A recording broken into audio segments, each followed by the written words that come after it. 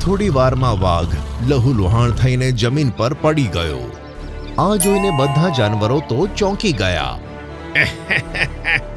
આજથી હું છું આ જંગલનો નવો રાજા। મેં વાઘને યુદ્ધમાં હરાવ્યો છે। નીકળી જા અહીંયાથી। વાઘને પોતાના પર શરમ આવતી હતી। તે જ સમયે તે જંગલમાંથી નીકળી ગયો।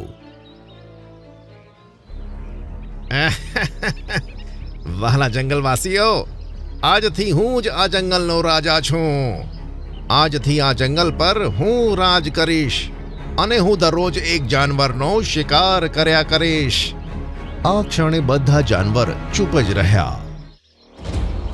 હવે વરુ દરરોજ એક જાનવરનો શિકાર કરતો